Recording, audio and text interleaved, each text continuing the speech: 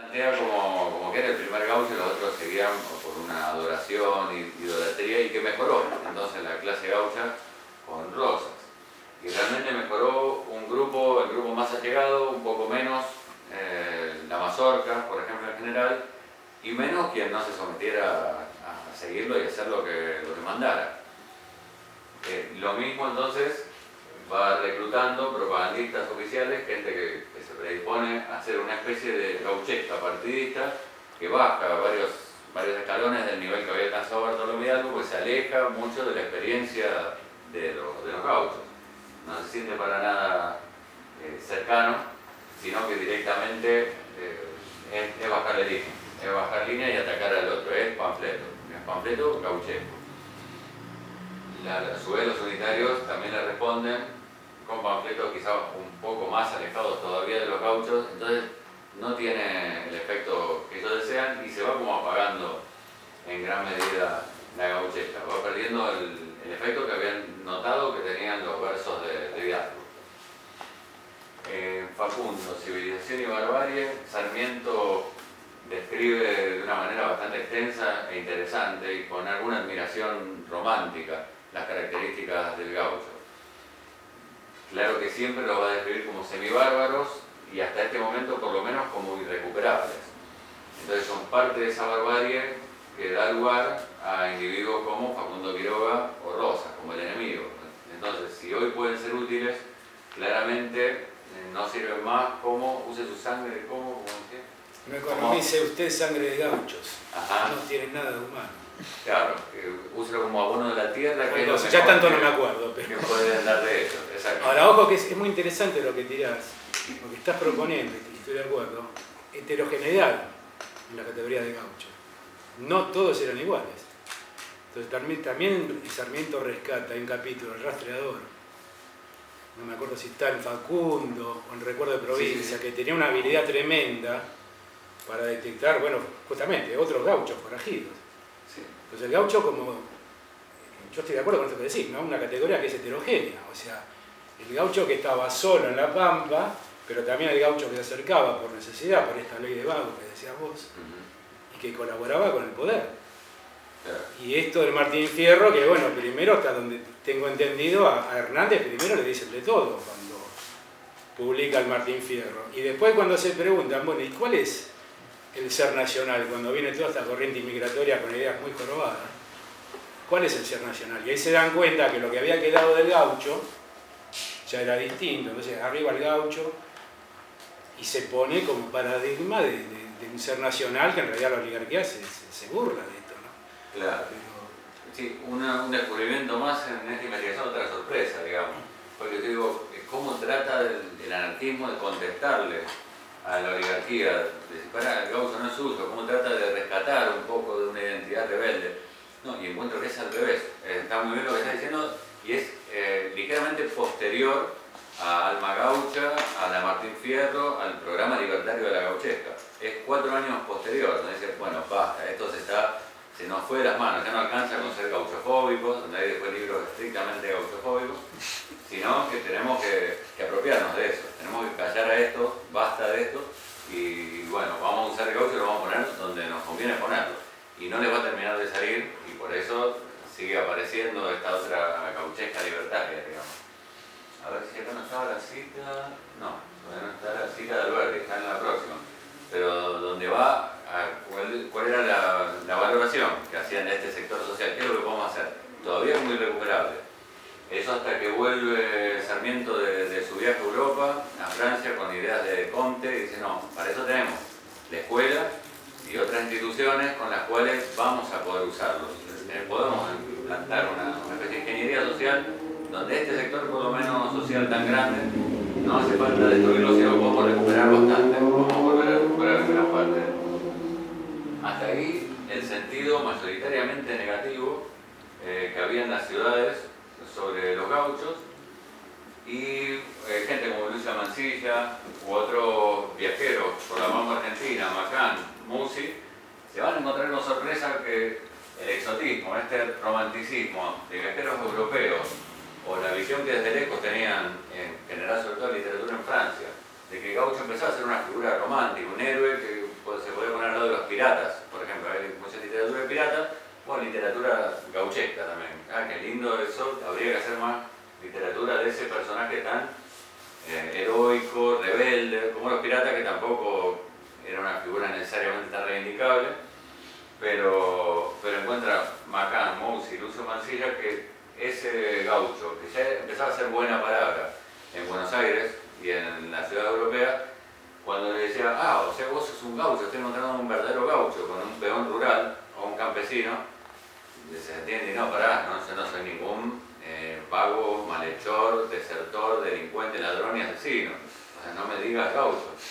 Seguía siendo en la campaña, o sea, tierra adentro, el concepto de gaucho, que tenía la misma gente pobladores, era siempre como un insulto.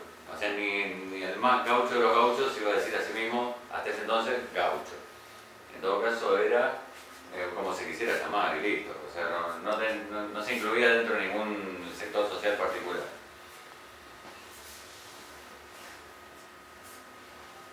Bueno, terminada la disputa, entonces, unitarios federales, va tomando lugar una gauchesca más social. Intentos diferentes de redefinición o integración del gaucho. Triunfa la política, va triunfando una política liberaloide, digamos, con algo bastante tecnocrática. Después de la derrota del federalismo, entonces se va pasando la literatura en general, de un ciclo de la tiranía, sobre todo contra Rosas sobre todo, a uno de gauchesca social, donde los primeros que hacen un intento de quiebre con la gauchipolítica anterior, que está bastante gastada y está fuera de funciones, no había Rosas a cual tirarla, son Estanislao del Campo y Ascasubi. Los dos grandes escritores, en Ascasubi ponían todas sus fichas la oligarquía local de que iba a ser el gran escritor que hacía falta. O sea, necesitamos tener cultura, si tenemos cultura tenemos que tener un escritor, bueno, y es Ascasubi, que escribía muy bien. Del Campo primero escribe Fausto, donde el gaucho ocupó una posición más bien cómica. O sea, va un gaucho por primera vez al Teatro Colón, están representando el Fausto de Goethe y se come que es todo real. Entonces que vea Mandinga y entonces con ingenuidad, torpeza, queda como una especie de comedia. O sea, no queda ni como una figura ni el malhechor de antes, ni el héroe que podían plantear otros más adelante, sino que es una figura torpe y prácticamente cómica, que iban viendo tratando de un poco de sepultar en el pasado también, ya desde ese entonces. Poco después Ascasubi escribe Sus Santos Vega, que es una obra muy interesante, aunque el protagonista es un oficial del ejército que va a ir libertando de los indios primero, que es el principal enemigo, porque todavía que persiste el conflicto de los indios hasta la conquista del desierto, y después como que tiene valores de los gauchos que han sido civilizados, han sido tamizados por un proceso civilizatorio, por lo cual se convierte realmente en el héroe de esta especie de novela en verso, pero que ya de gaucho tiene poco. O sea, no es que para nada es un individuo sin propiedad, ni marginal, ni sin trabajo estable que vaga por las pampas, sino eso, es un oficial con su estancia, que lo formaban los indios, y bueno, y que tiene muchas de estas virtudes que mencionaba Sarmiento, él las tiene incorporadas por una especie de herencia y aprendizaje de chico, pero aplicadas al servicio de la patria, del ejército y de la civilización. Entonces, bueno, luego de esto, Hernández, que era del palo contrario, venía del federalismo, venía de estar exiliado en Brasil, en un hotel, escribe con buen tino, en poco tiempo, el gaucho Martín Fierro. Bueno, y acá sí tiene varias características diferentes y utiliza esta obra literaria, que no es muy larga, la primera parte es del gaucho Martín Fierro, para tirar palos, sobre todo a la leva, como a esa forma de tratar a estos integrantes en general de las estancias, como la que tenía Hernández, que se les llevaban los trabajadores para servir al ejército y eso les podía bastante. Además se la llevaban los ex enemigos unitarios. Pero al hacer esto, otra vez alcanza un nivel animal mítico o arquetípico que tiene un efecto impresionante, inusitado, inesperado en el pueblo y sobre todo en los sectores campesinos, en lo que iba quedando de la gauchada, digamos. Que gauchada es un término que se va a ir incorporando un poco después, y en las ciudades, ¿no? Como algo bueno hasta ir en el gauchaje. Entonces, bueno, genera una especie de boom literario que no saben un poco cómo pararlo o qué decir desde la academia o cómo ningunearlo, cómo taparlo. Cuando querían ensalzar, tengo el libro de Akayubi y hay un montón de prólogos, uno tras de otro, de todas las autoridades culturales, políticas, económicas, ensalzando decir, este es, bueno, quizás se vendió más y se leyó más en Europa y se publicó en Europa además que en Argentina. El Martín Fierro eso, no podían pararlo, tiene una cantidad de críticas impresionantes y finalmente eligen borrarlo. O sea, decir, bueno, no hablemos de eso. En el 79, cuando saca La Vuelta de Martín Fierro, ya había cambiado bastante la posición de Hernández, se había tranquilizado, no tiene el mismo éxito con nada, era diputado y decía, bueno, haga caso el que obedece y será bueno el que manda. Creo que eso, por ejemplo, es mucho más tranquilizador. E incluye mucha fraseología, mucha filosofía del viejo Vizcacha, que tiene mucho de acomodaticio, de decir, bueno, tranquilo, cada uno lo que puede hacer, ya pasó el tiempo de la faca, el tiempo del arado, o de él acomodarse como pueda, sino como este viejo Vizcacha, que después va a criticar un compañero Luis Bula. Con Gutiérrez pasa algo peor todavía. Bueno, es por un lado, me olvidaba una cita particular de Martín Fierro en La Vuelta, que tiene que ver ahí sí, es la primera vez que se encuentra con la gauchesca, con el anarquismo, donde dice Picardía en La Vuelta de Martín Fierro, y quiso al punto quitarme la lista que yo llevé. Yo se la mezquiné y ya me gritó anarquista, has de votar por la lista que ha mandado el comiqué. Este es otro guerrillero que pasa en la pulpería predicando noche y día y anarquizando a la gente. Irás en el contingente por tamaña picardía. Me llamaba la atención sobre todo la época que ya empezaba a haber secciones de la IT conformadas en Uruguay y en Buenos Aires, que ha pasado de la Comuna de París y que es un uso distinto de alborotador, de revolucionario, que antes en cambio se tiraban el epíteto anarquista unitarios y federales, ¿no? El que venía a jorobarme era anarquista. No se usaba tanto, lo usa de una manera bastante más específica este Hernández político, a diferencia de la MAP. Gutiérrez, en cambio, es el primero que no era político ni militar, pero sigue siendo hijo de la oligarquía.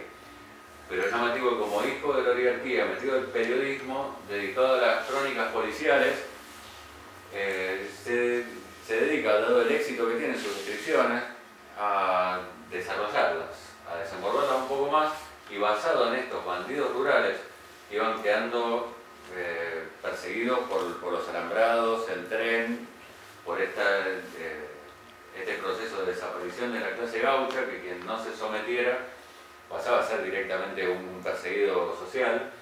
Bueno, lo va siguiendo específicamente estos casos desde las crónicas policiales primero y lo va convirtiendo en novelas, donde directamente el narrador con lengua culta presenta a estos personajes que siguen hablando en lengua gauchesca, personificando los valores que señalaba el movimiento, pero también personificando el lugar que se les asignaban los periódicos de las capitales por los crímenes cometidos, que muchas veces eran crímenes de muchos policías amontonados, o sea, muchos cuerpos cuando iban a tratar de capturarlos.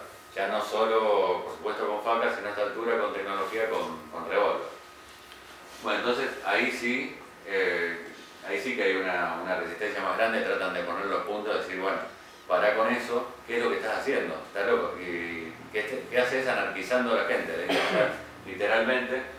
Y él dice, no, lo que pasa es que, perdón, yo sé que esto es medio embrutecedor, popular es lo que me sale ahora, escribe como 30 novelas en 15 años, una Moreira y se leen un montón. Otra vez, súper tapadas en la academia, hice toda la carrera, no leí nada de Gutiérrez, para nada. Y es muy bueno, lo leí hace poco, realmente. Juan Moreira y otra. Lo que pasa, lo que veían era el peligro que realmente había de que uno se identifica con Moreira, es el héroe, es la novela de piratas. Bueno, el protagonista es un pirata y es el héroe, bueno, en este caso también. Moreira es el héroe finalmente. Uno puede estar o no de acuerdo en algo de lo que hace, va a ser criticado por mucho del anarquismo después, pero es el personaje central, que gana mucha adhesión al punto que la policía empieza a hablar de moreirismo. Persiguen a tales moreiristas, como si dijeran no sé, un pibe chorro, ¿no? Usando el nombre de la canción de una banda de cumbia. Bueno, en este caso eran moreiristas, los que hacían, imitaban en un grado un poco menor a Juan Moreira, y que también empieza a extenderse, también por la marginación social, por supuesto, y porque había muchos en esa situación. Moreirismo sobre todo le dicen cuando eso se da más en la ciudad. Al otro le van a ir diciendo, a medida que se van a ir raleando, van a ir quedando más individualizados, más separados, más solos, bandidos rurales, de a poco. Encima, además, con esta obra con Moreira, nace el Teatro Nacional, que en el Colón, del que hablaba del campo, se reproducían óperas, sobre todo grandes obras europeas. Mientras, para el pueblo había show de payaso, mimodramas, donde no había texto para el pueblo común, y sobre todo tierra adentro.